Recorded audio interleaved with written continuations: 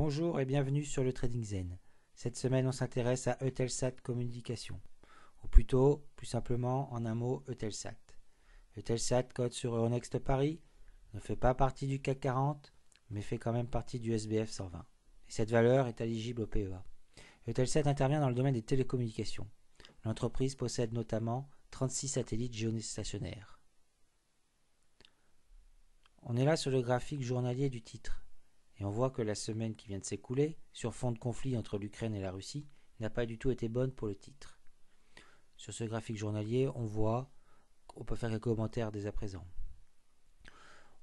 On voit que le titre a fait un magnifique gap vers haussier, ici, mais que la hausse n'a pas été conclue, a été arrêtée net sur ces niveaux-ci. Hop, gap baissier, et depuis, le cours est revenu tester ce qui faisait office de résistance qui est devenu support, est venu s'appuyer donc sur le support et a tenté un redécollage, mais il a avorté et finalement on est repassé en dessous. Bon, ça c'est un point de vue journalier. Mais pour avoir un peu plus de recul et savoir un peu plus quelles sont les forces en présence, nous allons dézoomer et revenir sur du trimestriel dans un premier temps. L'historique des cours remonte à 2006. On peut repérer quelques résistances très importantes, comme par exemple ici le point le plus bas de la première bougie. On voit que cette horizontale a joué un rôle ces derniers temps. Regardez ici, cette résistance finalement a été cassée, on est revenu la tester et elle a rejeté les cours vers le sud, donc elle a son rôle à jouer. Sinon, qu'est-ce qu'on voit? On voit que le titre est clairement dans une dynamique baissière depuis quelque temps et qu'il évolue entre deux droites. Donc ces droites, on va les tracer ensemble.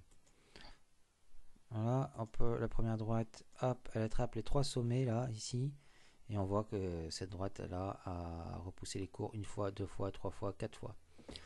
La droite support, je peux prendre le sommet de la mèche ici, le sommet de la mèche ici, et je vois que ça vient attraper le sommet de cette mèche ici.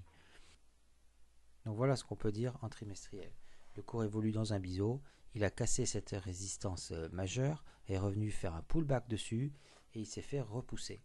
Donc pour l'instant ici la résistance oblique n'a pas cédé et le cours est plutôt mal orienté. Attention toutefois à la dernière bougie, le trimestre n'est pas terminé, il se terminera fin mars, donc la bougie n'est pas encore complète, elle n'est pas terminée. Voilà, ensuite nous pouvons passer en mensuel. En mensuel, on retrouve les mêmes éléments, l'horizontale et puis les deux obliques. Cependant, on voit un peu plus précisément ici la formation d'une figure. Mais alors cette figure, quelle est-elle? On peut repérer un support. On voit ici qu'il y a un support qui semble supporter les cours. On remarque également que la résistance oblique est plutôt comme ceci. Voilà, le cours évolue dans ce qu'on appelle un biseau d'élargissement. Donc petit rappel sur les biseaux d'élargissement. Le biseau d'élargissement ascendant.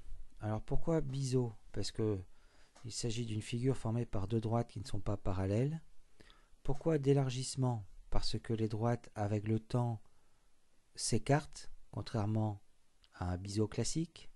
Pourquoi ascendant? Car les deux droites sont des droites qui montent. Cette figure, généralement, elle se trouve au sommet d'une tendance haussière. C'est une figure de retournement. Voilà, sauf que dans notre cas, là, on l'observe dans une phase baissière. Et dans une phase baissière, ce n'est pas une figure de retournement. Il s'agit d'une figure de continuation. Donc voilà, donc c'est ça la figure chartiste qui est en train de se mettre en place. Et dans ce cas-là, la sortie baissière a lieu dans 80% des cas. Et on voit ici la méthode pour calculer l'objectif. Donc revenons à notre Eutelsat qui nous intéresse et voyons ce que ça donne. Voilà, on y est. Donc ce qu'on est en train de dire, c'est que le scénario est sûrement le scénario privilégié, sûrement une sortie du biseau d'élargissement par le bas. L'objectif, comme on l'a vu là, on prend de la base ici jusqu'au plus haut. Voilà l'objectif. Et on sort. Et on sort de là. Et qu'est-ce qu'on voit? Eh ben, on voit finalement que... Alors attendez, je vais être un petit peu plus précis. Voilà. Hop. L'objectif nous amène très très proche du support trimestriel. Donc voilà un premier scénario, parce qu'on va pas descendre tout droit comme ça, hein. On va descendre en biais. Eh bien, premier scénario consiste à dire que le cours va casser vers le bas ce biseau d'élargissement, et alors il pourra venir chercher le support trimestriel. Bon, il aura quand même une première résistance à passer ici, mais ça devrait passer quand même, le signal étant très très fort. Une fois sur support trimestriel, alors on peut s'amuser à anticiper, c'est sans doute très tôt pour anticiper, mais le cours pourra évoluer comme ça vers la droite dans une figure beaucoup moins une figure qui aura beaucoup moins d'amplitude, une phase de compression des cours, et puis inexorablement un jour ou l'autre le cours va retrouver la résistance ici.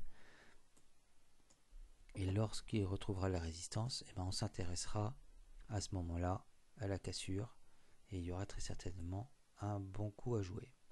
Voilà, alors ça c'est vraiment des prédictions à long terme, hein. Ça nous amène à 2025. Autre scénario, parce que ça c'est ok, c'est scénario, je dirais numéro 1. Autre scénario plus positif consisterait à dire que la résistance ici que j'ai tracée en noir va tenir le coup, et que le cours va hop, je passe d'une autre couleur, il va tenir, on va se mettre en vert par exemple. On va dire que le cours va rester ici, là, au-dessus du support en noir, en dessous de la résistance bleue. Il va se compresser, et jusqu'au jour où il va pouvoir en sortir, et à ce moment-là, hop, il explosera. Voilà. Pourquoi il explosera?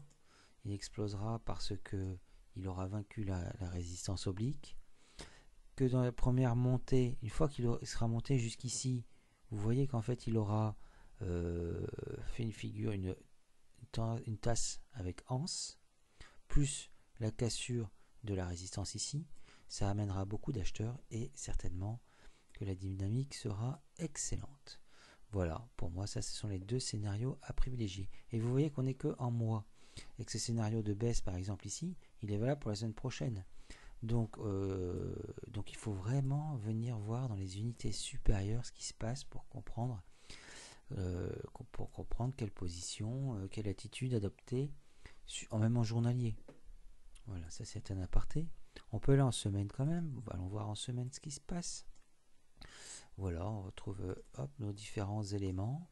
On peut tracer un petit peu plus précisément notre biseau ascendant bleu. Je prends le point le plus bas là, regardez avec quelle précision on est venu mourir. Mourir, c'était un grand mot, mais en tout cas, on est venu finir la semaine exactement sur ce support. Et en dessous, c'est le gouffre, hein. Voilà, le cours est au bord de la falaise. Une petite pichenette, et puis on descend très bas. C'est selon moi la situation actuelle de Telsat Communication. Voilà. Donc si on veut vraiment tracer le biseau, hop, on peut le tracer en noir. Je trace également l'autre droite. Et voilà. Donc là on a tout. Là on a tous les éléments. Et si on va donc regarder ensuite en journalier, bon, rien de plus. Rien de plus, si ce n'est que on note qu'on est en dessous, quoi. En dessous. Autant avant-hier, on est venu, regardez avec quelle précision on est venu clôturer. On est venu clôturer exactement sur cette résistance. Et vendredi, malgré une bonne journée, hein, le CAC a fait plus de 3%, Et bien, vendredi, on a clôturé en dessous. Donc le signal n'est pas bon. Hop. Voilà ce qu'on pouvait dire sur Eutelsat Communication. Je vous encourage à vous abonner si cette vidéo vous intéresse, si ce type de vidéo vous intéresse. Si vous voulez un titre en particulier, signalez-le en commentaire. Voilà, merci de vous abonner, de liker, pour encourager cette chaîne. Bonne journée, à bientôt.